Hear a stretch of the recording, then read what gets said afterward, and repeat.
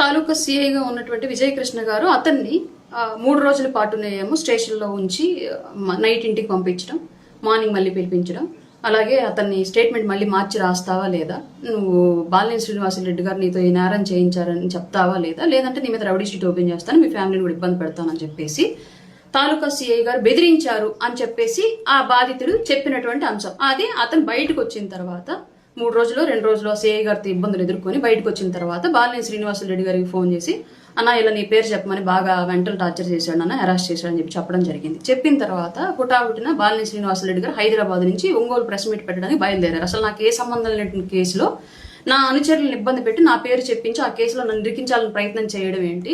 కూటమి ధర్మం కాబట్టి నేను ఇన్ని సంవత్సరాలుగా నోరు మూసుకుని ఏమీ మాట్లాడకుండా నేను అక్కడ ఉన్నాను, కార్యకర్తలు స్థానికంగా ఇబ్బంది పెడుతున్నారని తెలిసినప్పటికీ కూడా పవన్ కళ్యాణ్ గారు ఇచ్చినటువంటి మాట ప్రకారం నేను ఇప్పటి వరకు ఏం మాట్లాడలేదు. అయినా సరే నా కార్యకర్తలను ఇబ్బంది పెడతా ఉంటే ఇన్ని రోజులు నేను సైలెంట్ గా ఉంటానని చెప్పేసి ఆయన హైదరాబాద్ నుంచి బయలుదేరితే పార్టీకి ఇన్ఫర్మేషన్ ఇచ్చి బయలుదేరిన తర్వాత సగం దూరం వచ్చాక పార్టీ బాలినేని శ్రీనివాసరెడ్డి గారు ఆపింది. మీరు ప్రెస్ మీట్ పెట్టద్దు, మనకి స్థానిక సంస్థల ఎలక్షన్స్ దగ్గరలో ఉన్నాయి కాబట్టి ఇది డిస్టర్బెన్స్ క్రియేట్ చేస్తుంది, మీరు పెట్టద్దు, ఆ విషయం మీద మేము మాట్లాడతాం, మీరు వెనక్కి వెళ్ళండి అని చెప్పేసి అంటే దాచేపల్లి దాకా వచ్చినటువంటి వ్యక్తి వెనక్కి వెళ్ళిపోయారు బాలినేని శ్రీనివాసరెడ్డి గారు.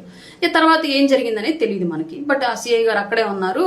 ఏం జరుగుతుందనేది మనకి ఇంకా అప్పుడు ఆయన ప్రెస్ మీట్ అన్నారు, వెళ్ళాము, ఎందుకు సార్ అంటే ఇది కారణం అని చెప్పారు. సరే అన్నాం. తర్వాత మధ్యలోనే ఫోన్ చేసి వెనక్కి వెళ్తున్నానమ్మా, సార్ ఇలా చెప్పారు, పార్టీ ఆఫీస్ నుంచి ఇలా ఇన్ఫర్మేషన్ వచ్చింది, వెళ్తున్నానని చెప్పి చెప్పామన్నారు. ఓకే సరే సార్ అని చెప్పేసి వచ్చేసాం. ఇంకా తర్వాత మేము పట్టించుకోలేదు, ఆ విషయం గురించి మాట్లాడలేదు. బట్ నిన్న మళ్ళీ బాలినేని శ్రీనివాసరెడ్డి గారు రావడానికి కారణం ఏంటి అంటే బొమ్మినేని మురళిని ఎలా అయితే బెదిరించారో సిఐ గారు బెదిరించారని బొమ్మినేని మురళి చెప్తున్నారు కాబట్టి అట్లాగే ఒక క్రషర్ ఉంటుంది చేమకుర్తిలో, ఆయన పేరు నరసింహారెడ్డి ఏదో పేరు, బాలినేని శ్రీనివాసరెడ్డి గారి మనిషిది ఆ క్రషరు. వాళ్ళు ఏదో డస్ట్ వస్తుంది క్రషర్లో నుంచి, ఆ డస్ట్ తోలుకుంటున్న క్రమంలో మైన్స్ మీద చెస్ కలెక్షన్ కు దేనికో ఏఎంఆర్కి ఇచ్చినట్టున్నారు. ఏఎంఆర్ వాళ్ళు ఆ ట్రక్ ఆపారు. ట్రక్ ఆపితే ఈ మైన్ ఆ క్రషర్ ఓనర్ కి అండ్ ఏఎంఆర్ వాళ్ళకి మధ్య ఒక గొడవ జరిగింది.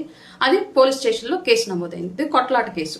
అంటే వైలేట్ చేసిన అక్కడ పీస్ ని వైలేట్ చేసి ఒకళ్ళు మాట్లాడుకొని గొడవలు పడ్డ కేసు నమోదైతే దాన్ని నరసింహారెడ్డి గారు బాలినేని శ్రీనివాసరెడ్డి గారికి చెప్పారు, అన్న ఇలా జరిగింది, ఏఎంఆర్లు గొడవైంది, వాళ్ళకి నాకు కేసు పడింది అని చెప్పేసి అంటే ఏఎంఆర్కి సంబంధించినటువంటి రాజేష్ అనేటువంటి ఒక ఆయనకి బాలినేని శ్రీనివాసరెడ్డి గారు ఫోన్ చేసి మనవాడండి వాడు, మీరు తెలియక గొడవ పడ్డట్టున్నారు, అది నేను మాట్లాడతాను, మీరు కేసులు వాపస్ తీసుకుంటారు అని చెప్పేసి అంటే సరే అని చెప్పేసి వాళ్ళు ఒప్పుకున్నారు. కేసు వాపస్ తీసుకోమని వెళ్ళినటువంటి పర్పస్ లో మళ్ళీ సిఐ గారు, అదే సిఐ గారు సదరి నరసింహారెడ్డి గారికి ఎవరికో నువ్వు వాస్తవ ఫోన్ చేపిస్తే నేను తీసేస్తానా ఏంటి, మామూలుగా అయితే మామూలు కేసు పడింది మీద పెట్టి కేసు, ఇప్పుడు దాన్ని వేరేలాగా నేను కడుతున్నాను చూసుకోమని చెప్పేసి హత్యాయత్నం కేసు ఏదో కట్టారంట ఎఫ్ఐఆర్. ఇది జరిగినటువంటి విషయం. ఇది ఆయన మళ్ళీ బయటకు వచ్చి నరసింహారెడ్డి గారు వాసు గారికి ఫోన్ చేసి ఇట్లా జరిగింది, సిఐ ఇట్లా చెప్పాడు అని చెప్పడం జరిగింది.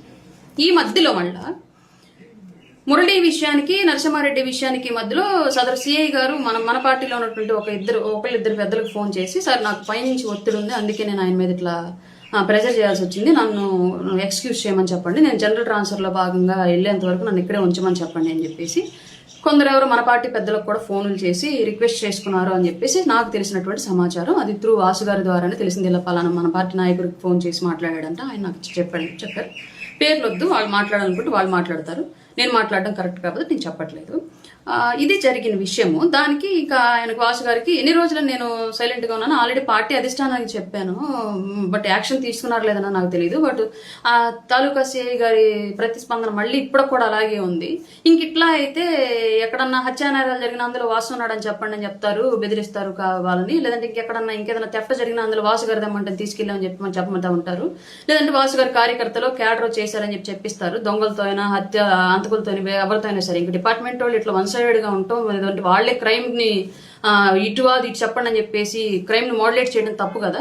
ఈ విషయాన్ని నేను డెఫినెట్ గా మాట్లాడతానని చెప్పేసి వచ్చి ప్రెస్ మీట్ పెట్టిన క్రమంలో స్థానిక ఎమ్మెల్యే గారి వల్ల జరుగుతోంది అని చెప్పేసి ఆయన భావించారు కాబట్టి సదరు సిఐ గారు కూడా పైన ఉన్నటువంటి ఒత్తిడి వల్ల చేశానని చెప్పేసి పార్టీలో ఉన్నటువంటి కొందరు ఫోన్ చేసి మాట్లాడడం జరిగింది. కాబట్టి ఈ విషయం మీద బాలినేని శ్రీనివాసరెడ్డి గారు ప్రెస్ మీట్ పెట్టడం జరిగింది. ఆ తర్వాత ఈయన ప్రెస్ మీటు, మళ్ళా జనార్దన్ గారి ప్రెస్ మీటు, మళ్ళా వాసు గారి ప్రెస్ మీటు, ఆ తర్వాత కమిటీ మాట్లాడడం, ఇదంతా జరిగిన విషయం మీకు తెలిసిందే. ఇది వాస్తవం. ఇది నేను లైవ్ లో ఉన్నాను కాబట్టి ఇదే జరిగింది, ఇది వాస్తవం, ఇది నాకు తెలుసు. ఇది ఇంకోటి సిఐ గారికి నాకు ఎలాంటి వైరం లేదు. ఎందుకంటే ఇప్పటికి కూడా ఆ తాలూకా ప్రెమిసెస్లో ఏదైనా జనసేన కార్యకర్తకో ఇంకొకరికో నాకు తెలిసిన వాళ్ళకో ఇష్యూ వస్తే ఇమ్మీడియట్గా నేను ఫోన్ చేస్తే రెస్పాండ్ అవుతారు. కన్సర్న్ సెక్టార్ ఎస్ఐకి ఫోన్ చేసి మరి అరుణ గారిది ఏదో ఇష్యూ ఉందంటే చూడండి వాళ్ళకి చేసి పెట్టండి అని చెప్పేసి చెప్తారు. నాకు చాలా చక్కగా రెస్పాండ్ అవుతారు, నాకు ప్రయారిటీ ఇస్తారు. సిఐ గారితో నా వ్యక్తిగతమైన కంప్లైంట్ అయితే ఏమీ లేదు. ఆయనకు సంబంధించి నేనేమి దీన్ని చేయట్లేదు నెగిటివ్గా. కానీ జరిగిన విషయం చెప్పాలి కాబట్టి 100% చెప్తున్నాను. నాకు ఫేవర్ చేశారు కదా అని తప్పు జరుగుతుంటే సమర్థిస్తానంటే అది నా వ్యక్తిత్వం కాదు. కాబట్టి తప్పును తప్పుగా చెప్పాలి, మంచిని మంచిగా చెప్పాలని నా ఉద్దేశం. ఇక్కడ నేను ఎవరి సైడ్ కాదు, మధ్యలో ఉన్నాను కాబట్టి విషయం చెప్తున్నా. ఇంకో నెక్స్ట్ విషయము, బాలినేని శ్రీనివాసరెడ్డి గారు మాట్లాడే మాటలకి కౌంటర్ ప్రెస్ మీట్గా గౌరవ జనార్దన్ గారు ప్రెస్ మీట్ పెట్టి కొన్ని మాటలు మాట్లాడారు. సరే వాటన్నింటినీ నాకు సంబంధం లేదు, అది వాళ్ళిద్దరు ఎలా చూసుకుని నాకు సంబంధం లేదు. కానీ ఒక మాట అన్నారు, అది ఖచ్చితంగా కూటమికి దెబ్బేసేటువంటి విషయం, భవిష్యత్తులో మా గొంతులో వెలక్క అడ్డుపడి ఉంటే అంశం. అది కూటమిని డిఫెండ్ చేసేటప్పుడు ఏంటంటే అది స్టేషన్లో ఉన్న ఒంగోలులో ఉన్నటువంటి ఒంగోలు పరిధిలో ఉన్నటువంటి సిఐలు అందరినీ నేనే తెచ్చుకున్నాను, డిఎస్పీ గారు నేనే తెచ్చుకున్నాను, ఏం చేసుకుంటారో చేసుకోండి అని మాట్లాడడం.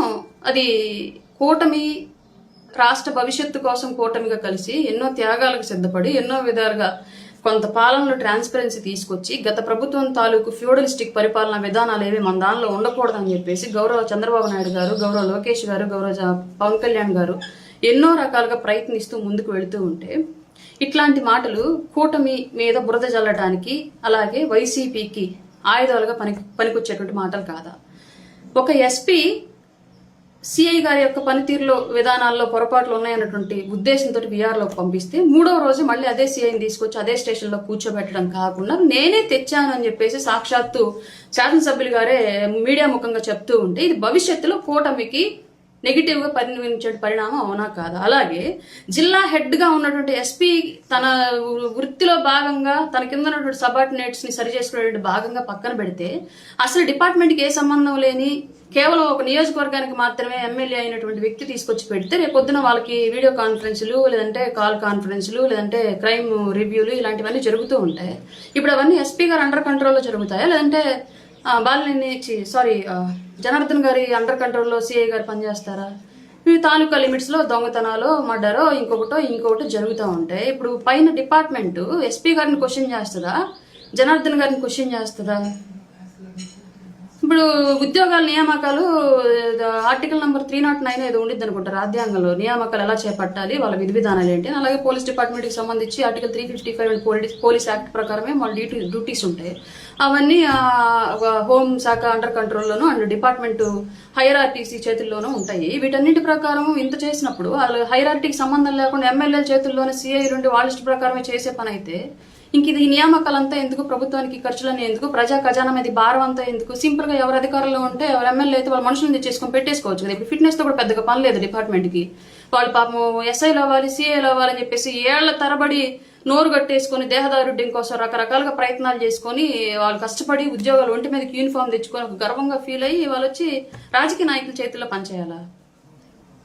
అట్లానప్పుడు వాళ్ళ మనుషుల్లో పెట్టుకుంటే ఈ గవర్నమెంట్ ఉన్నప్పుడు ఈ గవర్నమెంట్ మనుషులు, ఇంకో గవర్నమెంట్ పోతే ఇంకో గవర్నమెంట్ మనుషులు వాళ్ళకి ఇష్టం వచ్చినట్టు పెట్టుకుని పనులు చేయించుకోవచ్చు. ఇంకా లా అండ్ ఆర్డర్ ఎందుకు, దానికి ఒక సిస్టమ్ ఎందుకు, దానికి మళ్ళీ ఐజీ, డిఈజీ, మిగతా డిఎస్పీలు, ఎస్పీలు, ఇంక ఇవన్నీ ఎందుకు? ఈ సిస్టమ్ అంతా ఎందుకు? అవసరం లేదు కదా. ఇప్పుడు రేపు పొద్దున ఏదైనా సమస్య వస్తుంది తాలూకా ప్రెమిసెస్లో, ఇప్పుడు ఎస్పీ గారిలో లేదంటే ఇంకొకరిని సస్పెండ్ చేస్తారు కానీ జనార్దన్ గారు సస్పెండ్ చేయరు కదా డిపార్ట్మెంట్ వారు, హైరార్టీస్, సంబంధిత పోలీస్ శాఖ, మంత్రిత్వ శాఖ ఎవరు కూడా. రెస్పాన్సిబుల్ ఎవరు దీనికి? ఓపెన్ గా మీడియా ముందు చెప్పడం ఏంటి? జరిగేదంతా అదే జగమెరిగినటువంటి రహస్యం అంటారు. ఆ చెవులో చెప్తారు కానీ ఊరంతరకు తెలుసు అన్నట్లుగా.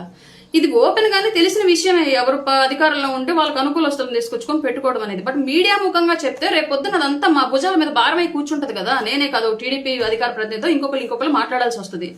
ఆపోనెంట్లో సరైనటువంటి వైసీపీ వ్యక్తి కనుక ఉంటే ఈ పాటికి ఒంగోలు సరైనగా ఉన్నట్టయితే వైసీపీ వాళ్ళు ఈ పాటికి తగులుకొని ఉండాల్సింది వాళ్ళు మీడియా ముఖంగా. అంటే ఇప్పుడు ఒక టీడీపీ వ్యక్తికి ఒక వైసీపీ వ్యక్తికి గొడవ అవుతుంది సపోజ్, అక్కడ న్యాయం ఆలోచించకుండా ఎమ్మెల్యే గారు సైడ్ తీసుకుంటారనే అర్థం. తప్పు వైసీపీ వాళ్ళ వైపు లేదు, ఒక జనసేన టీడీపీ లేదని ఇష్యూ అవుతుంది. అక్కడ కూడా ఎమ్మెల్యే గారు సైడ్ తీసుకుంటారు. ఎమ్మెల్యే మనిషి నేనే పెట్టించానని ఎమ్మెల్యే గారు చెప్తున్నారు ఓపెన్ గా. ఏంటిది నాకు అర్థం కాదు నిజంగా. ఇంకొకటి అది అలా ఉంటే ఇప్పుడు ఈ జిల్లా ఎస్పీ గారు సంబంధం లేకుండా జరుగుతోందా అంటే ఏమో మరి ఆయనకు సంబంధం లేకుండా జరుగుతుందని స్థానికంగా జరుగుతున్నటువంటి విషయం ఇది. అసలు ఒక్క సిఐ గురించి రెండు పెద్ద పెద్ద వ్యక్తుల మధ్య, రెండు పార్టీల మధ్య ఇంత అగాధం వస్తా ఉంటే ఎందుకు ఇంత ఉపేక్షిస్తున్నారు అనేది నాకు కూడా అర్థం కాని విషయం. మీకు ఒకవేళ క్యాస్ట్ ప్రయారిటీ ఏమన్నా ఉంటే వేరే అదే క్యాస్ట్ నుంచి వేరే వాళ్ళని తెచ్చుకొని పెట్టుకోవచ్చు కదా. బోల్డ్ ఎలిగేషన్స్ ఏవో వస్తున్నాయంట. నేను అక్కడ కూడా ఎవరినో ఒక లేడీని తీసుకొచ్చి కూర్చోబెట్టారు. ఆ మాట్లాడుతున్న నాకు లిటరల్ గా మీడియా మమ్మల్ని మేము కనిపించలేదు కాబట్టి మీకు కనిపించి ఉండకపోవచ్చు. ఆమె మాట్లాడుతున్న నా కళ్ళలో నీళ్ళు వచ్చినాయి. ఏంది ఇట్లా జరుగుతుందా అని చెప్పేసి. జరుగుతుందా అంటానికి నా జీవితం కూడా ఒక ఉదాహరణ. గత గవర్నమెంట్ లో SRK రెడ్డి అదే తాలూకా సీఐగా ఉండేవాడు. ఇప్పుడు పొదలకూరులో ఉన్నాడు. వేమిరెడ్డి సోమిరెడ్డి చంద్రశేఖర్ రెడ్డి గారు పని కట్టుకుని తీసుకెళ్లారు. ఫస్ట్ టర్మ్ లోనే జాయినింగ్ అయ్యాడు అనుకుంటాను ఆయన.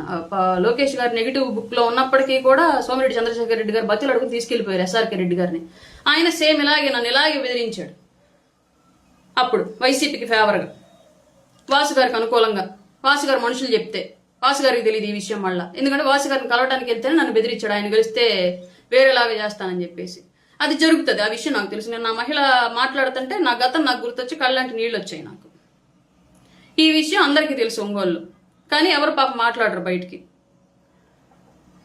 ఇలా జరుగుతుంటే ఇవన్నీ మాట్లాడాల్సిన బాధ్యత గౌరవ హోమ్ మినిస్టర్ గారి మీద, ఐజీ గారి మీద, డిఐజీ గారి మీద, ఎస్పీ గారి మీద బాధ్యత ఉందా లేదా ఇట్లా జరుగుతూ ఉంటే? అసలు ఎస్పీ గారు పక్కన పెట్టినటువంటి వ్యక్తిని తీసుకొచ్చి ఎమ్మెల్యే గారు పెట్టుకోవడం ఏంటి, దాని వ్యవస్థ సమర్థించడం ఏంటి నాకు అర్థం కాలేదు. ఇంత గొడవలు జరుగుతుంటే ఇప్పటికి కూడా ఈ విషయం గురించి అధిష్టానాలు దృష్టి పెట్టకపోవడం ఏంటని ఇది కూడా నాకు అర్థం కాలేదు. ఇంకా నెక్స్ట్ విషయం మాట్లాడదాం. జాయినింగ్స్. ఫస్ట్ విషయం, నేను ఓపెన్ గా పాలిటిక్స్ చేస్తానండి, ఇదైతే క్లియర్. నేను స్ట్రైట్ గా ఏమున్నా సరే మనసులో ఒకలాగా, మైండ్ లో ఆలోచన ఒకలాగా, ముందు బిహేవియర్ ఒకలాగా నేను ఉండను. గతంలో వైసీపీలో బాలినేని శ్రీనివాసరెడ్డి గారు ఉన్నారు కాబట్టి ముమ్మాటికి బరాబర్ విమర్శించా. అది కాస్త ఘాటుగా ఉండొచ్చు, తిట్లు పూర్వకంగా ఉండొచ్చు. అందులో చాలా టీడీపీని కూడా విమర్శించాను, లోకేష్ గారిని విమర్శించాను, చంద్రబాబు నాయుడు గారిని విమర్శించాను. ఇంకా ఎవరైనా ఆ పార్టీలో అప్పుడు కళ్యాణ్ గారిని లేదంటే జనసేనని నెగిటివ్ గా మాట్లాడుంటే వాళ్ళని కూడా డెఫినెట్ గా విమర్శించి వాళ్ళకి నా సోషల్ మీడియా అకౌంట్స్ లో అవి అలాగే ఉంటాయి. నేను డిలీట్ కూడా చేయాలో చూసుకోండి కావాలంటే. వన్స్ పవన్ కళ్యాణ్ గారు కూటమి అన్న తర్వాత ఇప్పటి వరకు నాకు ఎంత ఇబ్బంది జరిగినా స్థానికంగా కనీసం నేను కష్టపడ్డా, నాకు కనీసం ప్రయారిటీ ఇవ్వకపోయినా సరే లోకల్ గా, ఈ రోజుకి నేను ఒక్క మాట టీడీపీకి యాంటీగా మాట్లాడలా. ఒక్క మాట కూడా. నాకు టీడీపీ కోవర్ట్ అని పార్టీలో ఉన్నటువంటి కొందరు వ్యక్తులు ముద్ర వేసే ప్రయత్నం చేస్తూ నా ముద్ర పడుతున్నప్పటికీ ఇవాళ కూడా నేను యాంటీ టీడీపీ మాట్లాడలా. ఎందుకంటే పవన్ కళ్యాణ్ గారు నాకు ఇంకా ఆయన ఏ కూటమి అయితే అన్నారో ఆ కూటమిని ఆయన బ్రేక్ చేయలేదు. ఆయన బ్రేక్ చేయనంత వరకు నేను బ్రేక్ చేయను. ఏం జరిగినా సరే, నాకు నష్టం జరిగినా లాభం జరిగినా నేనైతే కూటమికి యాంటీ వాయిస్ మాట్లాడను. పవన్ కళ్యాణ్ గారికి వ్యతిరేకంగా ఒక్క స్టాండ్ కూడా నేను చేయను. అందులో భాగంగా నేను ఒక్క మాట కూడా ఇప్పుడెప్పుడు మాట్లాడలేదు. వాసు గారిని గతంలో మాట్లాడాను. వైసీపీ జనసేనలోకి వచ్చిన తర్వాత పవన్ కళ్యాణ్ గారు ఆయనతో కలిసి నడవాల్సింది మీరు అన్నారు కాబట్టి తూచా తప్పకుండా ఫాలో అవుతాను. అలాగని నేను వచ్చి జనార్దన్ గారి మీద లేదంటే టీడీపీ వాళ్ళ మీద చాడీలు చెప్పడం, లేదంటే జనసేనలో ఇంకెవరైనా చాడీలు చెప్పడం, ఇలాంటివి ఎప్పుడు చేయలే. ఇప్పటి వరకు ఎవరి దగ్గర చేయను కూడా. నాకు బేసికల్లీ నా వ్యక్తిత్వం అది కాదు. ఒక వ్యక్తితో మాట్లాడేటప్పుడు వాళ్ళ గురించో, నా గురించో, మా పని గురించో మాట్లాడదు. థర్డ్ పర్సన్ గురించి అసలు డిస్కషన్ అయితే నాకు ఇష్టం ఉండదు. నా సమయాన్ని ఎవరి గురించో వెచ్చించడం నాకు ఇష్టం ఉండదు. ఇది నా వ్యక్తిత్వం. అయితే ఇప్పుడు నా అకౌంట్లో ఉన్నటువంటి పాత పోస్టులను తీసుకొచ్చి ఒంగోలు టీడీపీ వారు, లేదంటే ఒంగోలు టీడీపీకి అనుకూలమైనటువంటి సోషల్ మీడియా టీడీపీ వారు పోస్టులు క్రియేట్ చేసి కొన్ని పాత తీసుకొని నా గురించి నెగిటివ్గా తిప్పుతున్నారు. వాసు గారిని నెగిటివ్ చేయాలనే ఉద్దేశంతో మధ్యలో నన్ను కూడా పావుగా వాడుతూ తిప్పుతున్నారు. నేను ఒకటి అడుగుతానండి క్లియర్గా, బాధపడద్దు, ఇది కొంచెం ఘాటుగానే అడిగేదాన్ని బేసిక్గా. బట్ నేను సమయాన్ని ఉపయోగించుకుని నోరు జరిగేటువంటి ఉద్దేశం నాకు ఎప్పుడు ఉండదు కాబట్టి పొలైట్గా అడుగుతున్నా. ఎంతమంది వైసీపీ వాళ్ళు బిఫోర్ ఎలక్షన్ టీడీపీలోకి వచ్చి టికెట్లు తీసుకుని వాళ్ళ మంత్రులుగాను ఎమ్మెల్యేలుగాను ఉన్నారు. వాళ్ళకి మీరు ఎట్లా టికెట్లు ఇచ్చారు? అప్పుడు వాళ్ళు వైసీపీలో ఉన్నప్పుడు మీ టీడీపీకి ఏడావరు అక్కడ ఇబ్బంది పడలేదా? జనసేనకి ఏడావరు ఇబ్బంది పడలేదా? అఫ్ కోర్స్ దీనికి మీరు మళ్ళీ వాళ్ళు మా పార్టీ గుర్తు మీద గెలిచారు అని చెప్పేసి ఏమన్నా సమర్థించుకుంటారేమో. పార్టీ గుర్తు మీద గెలిచారు, తీసిన వాళ్ళకి మంత్రులు కూడా ఇచ్చారు, అయిపోయింది. బిఫోర్ ఎలక్షన్ తర్వాత కూడా ఎంతమంది మీకు టీడీపీలోకి రాలేదు వైసీపీ వాళ్ళు? కరి పద్మశ్రీ కానివ్వండి, కళ్యాణ్ కానివ్వండి, ఎమ్మెల్సీలు ముగ్గురు ఏమి వచ్చారు. మోపిదేవి వెంకటరమణ గారు వచ్చినట్టున్నారు, బీసీ ఆయన కృష్ణయ్య గారు వచ్చినట్టున్నారు. వీళ్ళందరికీ మీరు ప్రయారిటీ ఇవ్వలేదా? ఇవన్నీ కూడా పవన్ కళ్యాణ్ గారిని అడిగి తీసుకున్నారా? మీకు పవన్ కళ్యాణ్ గారి పార్టీలోకి తీసుకోవాలనుకున్నప్పుడు మీకు చెప్పి తీసుకోవడానికో, లేదంటే మీ వ్యక్తిగత అభిప్రాయాలతో ఆయన పార్టీని బిల్డ్ చేసుకోవడానికో మీరు మాట్లాడడానికి కనీసం మీకన్నా అర్థమవుతుంది ఏం మాట్లాడుతున్నారు ఏంటి అనేది. అలాగే అడుగుతాను. ఒకప్పుడు సీనియర్ ఎన్టీఆర్ గారు మీకు నచ్చలేదు,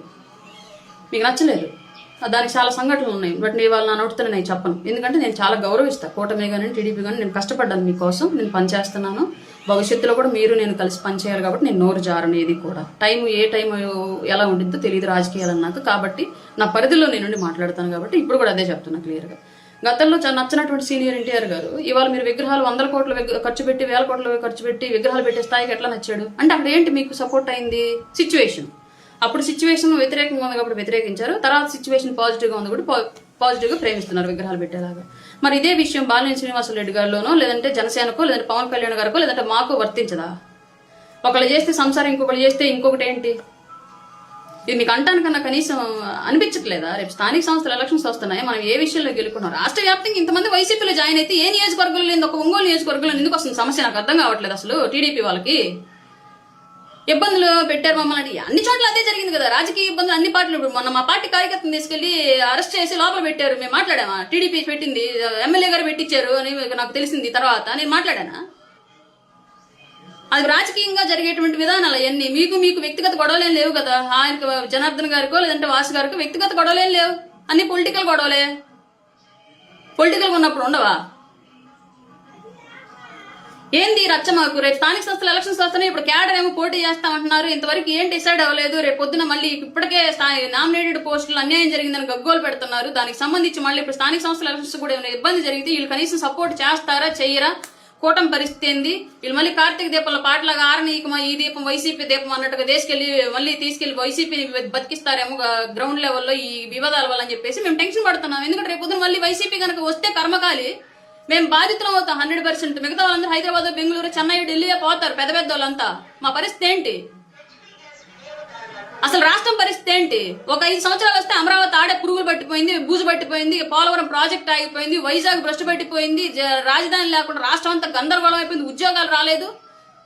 ఇవాళ ఎట్టో సచ్చి చెడి ముఖ్యమంత్రి గారు డిఎస్సీ ఉద్యోగాలు వేస్తే దాని మీద కూడా మళ్ళీ యుద్ధాలు చేస్తున్నారు, మెడికల్ కాలేజీల మీద యుద్ధాలు చేసి వాటిని ఆపేరు. ఇన్ని రకాలుగా నష్టం జరుగుతుంటే రాష్ట్రానికి మళ్ళీ అతను వస్తే ఇంకా దౌర్భాగ్యమైన పరిస్థితికి పడిపోయిద్దామని చెప్పేసి మేము టెన్షన్ పడిపోతా ఉంటే ఏంటి రచ్చ నాకు అర్థం కావట్లేదు. లోకల్ గా రేపు స్థానిక సంస్థల ఎలక్షన్స్ ఈ గొడవల మధ్య గెలవగలరా? ఒక పార్టీ వ్యక్తిగత నిర్మాణంలో ఇంకొక పార్టీ జోక్యం ఏంటి నాకు అర్థం కాలేదు. అసలు లా అండ్ ఆర్డర్ సిస్టమ్ లో పొలిటికల్ ఇన్ఫ్లుయెన్స్ ఉంది, పొలిటికల్ గా ఇన్వాల్వ్ అవుతామని చెప్పేసి మీడియా ముఖంగా చెప్పడం ఏంటి? అసలు అది ప్రజాస్వామ్యాన్ని విచ్ఛిన్నం చేయడం కాదా? విచ్ఛిన్నం చేస్తున్నామని చెప్పి బాహాటంగా చెప్పడం కాదా? అప్పుడు జగన్ కి మనకి తేడా ఏంటి? మధ్యలో మళ్ళీ మమ్మల్ని బలిపశం చేయాలని చూస్తారా?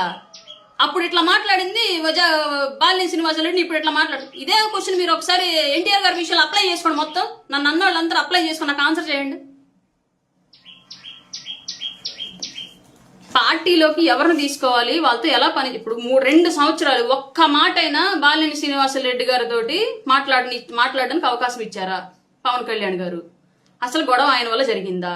ఆయన ఏమైనా ఇక్కడ ఏమైనా వచ్చి డిస్టర్బెన్స్ క్రియేట్ చేశాడా? ఒక్క మాట ఆయన డిస్టర్బెన్స్ క్రియేట్ చేశాడా? మొన్న వాళ్ళ అబ్బాయి పదవి కోసం అర్జీ పెట్టుకునేటప్పుడు ర్యాలీ జరిగితే ఆ పార్టీ ఆఫీస్ ముందుకు వెళ్ళి గంజాయిలు కూడా నేను లైవ్ లో ఉన్నా అక్కడ. పైగా నేను క్లియర్ గా చెప్పా, అట్లీస్ట్ ఆ పార్టీ ఆఫీస్ ముందు ఎవడో హార్న్ కొట్టి సైలెన్సర్ రైస్ చేయడానికి కూడా వీల్లేదని నేను అక్కడ ఇంటి దగ్గర అందరికి చెప్పి మరి బయలుదేరా. ఎవ్వరు చేయలా. మీకు ఇంటెలిజెన్స్ దగ్గర వీడియోలు ఉంటాయిగా, ఇంటెలిజెన్స్ డిపార్ట్మెంట్ దగ్గర తీసి బయట పెట్టండి. నిజంగానే టీడీపీ ఆఫీస్ దగ్గర ఎవరైనా జనసేన వాళ్ళు కానివ్వండి, వాసుగారి వర్గం కానివ్వండి, ఎవరైనా గొడవ చేశారని చెప్పేసి మీ దగ్గర రిపోర్ట్ ఉంటే తీయడు బయటికి, వీడియో ఉంటే బయట పెట్టండి చూద్దాం. ఏంటి మాటలు? పార్టీలో కలిసినాము, ఎంత సమయం ఎంత వెళ్ళాలి? పోనీ లోకల్ గా మాట్లాడుకున్నాం, స్టేట్ పాలిటిక్స్ తీసేయండి. గంగాడ సుజాత గారి మీద మీరే కదా చెలవ పలవలు ప్రచారం చేశారు ఆ రోజు. మరి మీ పార్టీలోకి ఎట్లా తీసుకున్నారు ఆమె నాకు మీద కేసు పెట్టింది. నేను స్టేషన్ చుట్టూ తిరిగేలా చేసింది. నన్ను అడిగారా మీరేమన్నా ఆమె తీసుకునేటప్పుడు పార్టీలోకి? 11 మందినో 12 మందినో కార్పొరేటర్లను తీసుకున్నారు వైసీపీ నుంచి. వాళ్ళందరూ మీద మీరే ఎలిగేషన్స్ చేశారు, రకరకాల ఎలిగేషన్స్ చేశారు ఆ రోజు. ఎవరికి వాళ్లే రచ్చ ప్రెస్ మీట్లు పెట్టి మరి వాళ్ళందరినీ తీసుకున్నారు కదంటే మీ పార్టీలోకి వస్తే పునీతులు అయిపోతారని, జనసేనలోకి వస్తే పాపిస్టులు అయిపోతారా ఏంటి? ఈ జనసేనలో చేరిన తర్వాత బాలినేని శ్రీనివాసరెడ్డి గారు మీకు చేసినటువంటి అన్యాయం ఏంటో చెప్పండి, మిమ్మల్ని అన్నటువంటి మాటలు ఏంటో చెప్పండి. పార్టీకి కార్యకర్తలకు అన్యాయం జరుగుతుందన్న మాట క్వశ్చన్ చేస్తాడు ఒక పెద్ద లీడర్. మేము అడగలేం, ఎమ్మెల్యేలు మేము అడిగితే పని చేస్తారా ఏంటి? మాకు రెస్పాండ్ అవుతారా ఏంటి? ఒక కలెక్టర్ కాడికి వెళ్ళి గట్టి గడిసాను అంటే నోరు కలదాను కాబట్టి నాకు కొద్దిగా గొప్ప రెస్పాండ్ అవుతారు, పెద్ద విషయాలు రెస్పాండ్ అవ్వకపోయినా. మిగతా వాళ్ళ పరిస్థితి ఏంది? ఆయన అడుగుతున్నాడు. మీరు నిజంగా ఒక లిస్ట్ రెడీ చేయండి. జనసేనకి ఇన్ని ఇచ్చాం, ఒంగోలు ఇన్ని ఉన్నాయి, జనసేనకి ఇన్ని ప్రయారిటీ ఇచ్చాం, ఈ జాబ్ ప్రయారిటీ ఇంత, ఈ స్థాయిలో ఈ జాబ్ ఈ పోస్టు అని చెప్పేసి మీరు ఒక లెటర్ రిలీజ్ చేయండి. హ్యాపీగా ఫీల్ అవుతారు కదా, మీకు ఎంతమంది పని చేశారు, మీరు ఎంతమందికి ఇచ్చారు అని చెప్పేసి క్లియర్గా అర్థం అవుతుంది కదా. అది అడగడం తప్ప? కార్యకర్తలకు అన్యాయం జరుగుతుంటే అడగడం కూడా తప్పు అంటే గొంతు నొక్కేయడం మీద కదా ఇది. 150 వచ్చిన 11లో కూర్చోబెట్టింది ఆ కారణాలతోనే. మన ఓటమికి మనమే మెట్లు కట్టుకుంటున్నామా? ఆటోమేటిక్గా మెట్లు కాస్త సమాధి అవుతాయి తర్వాత. దయచేసి స్థానిక శాసనసభ్యులు గారికి అలాగే డిపార్ట్మెంట్ వారికి కూడా రిక్వెస్ట్. నేనైతే ఈ విషయం మాట్లాడాలనుకోలేదు. ఇద్దరు సామెత ఉంటుంది కదా, దున్నపోతుల మధ్యలో దూడపిల్లలు కొట్లాట అని, దూడపిల్లలు నలిగిపోవడం అని. వాళ్ళ మధ్యలో నేను దూరాలని అనుకోలేదు కాబట్టి నేను అసలు మాట్లాడలేదు. కానీ వాంటెడ్గా ఒంగోలు టీడీపీ వాళ్ళు ట్రిగ్గర్ చేసి మరి నన్ను కిలికి మరి నా పాత అకౌంట్లో ఉన్నటువంటి పోస్టులు తీసుకొచ్చి మరి నన్ను బ్లేమ్ చేస్తానని ట్రై చేస్తా ఉంటే డెఫినెట్గా నాకు నేను డిఫెన్స్ చేసుకోవాల్సిన అవసరం ఉంది కాబట్టి, నా ఆత్మాభిమానం నాకు ఇంపార్టెంట్ కాబట్టి నేను మాట్లాడాను. ఇందులో ఏమైనా తప్పులు ఉంటే దయచేసి నన్ను టీడీపీ వాళ్ళు కూడా క్షమించాలి. ఎందుకంటే స్థానికంగా ఉన్నటువంటి వాళ్ళు వాళ్ళ వ్యక్తిగత ప్రయోజనాల కోసం పనిచేసినా రాష్ట్ర వ్యాప్తంగా అందరం కలిసి పనిచేస్తున్నాం. నాకు ఎవరితోనూ ఎలాంటి విభేదాలు లేవు టీడీపీలో కూడా. కానీ నేను ఎవరి నుంచి ఏ లబ్ధి పొందింది లేదు. నన్ను ఎవరు కూడా ఎవరో కామెంట్లు పెడతా ఉన్నారు, కూటమిలో ఉండి లబ్ధి పొందుతూ టీడీపీని టార్గెట్ చేసి మాట్లాడుతుంది అన్నట్టుగా ఏదో చెప్పారు. నేనేమి లబ్ధి పొందలేదు ఎవరి నుంచి కూడా. దయచేసి నా మీద అలాంటి అభాండాలు నిందలు వేయటం మానేయండి. నేను ఇప్పటికీ సింగిల్ ఎన్పీ కూడా ఆశించకుండా, అసలు అడగలేదు. మెయిన్ ఆశించడం అట్లా పెట్టి అడిగితే ఇవ్వలేదు అంటే అది వేరే. నేను అడగలేదు ఎవరిని కూడా. నేను కేవలం పవన్ కళ్యాణ్ గారి కోసమే పనిచేస్తున్నాను. నాకంటూ ఒక రాజకీయ గోల్ ఉంది, దానికోసం మాత్రమే నేను నడుస్తూ ఉన్నాను. అంతే తప్ప ఎవరో ఏదో ఇస్తారనో ఇంకెవరో ఏదో చేస్తారనో మాటలు మార్చడాలు, వ్యక్తిత్వాలు మార్చడాలు ఇవన్నీ నా వల్ల అవ్వవు. నాకు అంత పెద్ద రాజకీయం ఇంకా అవ్వలేదు. నేను ఫేర్ పాలిటిక్స్లో ఉన్నాను ప్రజెంట్. దిగువ స్థాయి నుంచి వచ్చాను కాబట్టి ఆ దిగువ స్థాయి పీపుల్ కోసమే నా ఆలోచనలు ఉంటాయి, వాళ్ళ కోసం నిలబడే వాళ్ళ కోసమే నా ఆలోచనలు ఉంటాయి. దయచేసి ఈ విషయం గమనించి టీడీపీ మిత్రులు కూడా నన్ను క్షమించాలి. అలాగే పాస్ గారి విషయంలో మీరు మాట్లాడేటువంటి మాటలన్నీ కూడా మీ విజ్ఞతకే వదిలేస్తున్నాను. అలాగే రాజకీయంలో ఏ పార్టీలు ఎప్పుడు ఎవరు ఉంటారు, ఎవరి ఎజెండా ఏంటి, ఎవరు ఎలా మారుతారు, ఇవన్నీ కూడా చాలా ఇప్పుడు ఈ గవర్నమెంట్లోనే మనం చాలా చూస్తున్నాము. కూటమికి ముందు ఎలా ఉండేవాళ్ళం, కూటమికి తర్వాత ఎలా జరిగిందని చెప్పేసి ఇవన్నీ మీకు తెలియని కాదు. బట్ మీ ఇష్టం వచ్చినట్లుగా ఎవరినో బ్లేమ్ చేసి ఇంకెవరినో వాడుకొని పావులుగా ఇబ్బంది పెడదామని చెప్పేసేటువంటి ప్రయత్నాలు అయితే మానేయండి. ప్రత్యేకించి పోలీసులతో బానిసత్వం చేయించడం మానేసేయండి, పోలీసులతో క్రైమ్ చేయించడం మానేసేయండి. ఎందుకంటే పివి సునీల్ కుమార్, సిద్ధార్థ కౌశల్ ఇట్లాంటి వాళ్ళ సునీల్ కుమార్ ఠానాని ఇంకెవరెవరో ఉన్నారు కదా, సిద్ధార్థ కౌశల్ కాదు, సారీ ఆయనకేం లేదనుకుంటాను.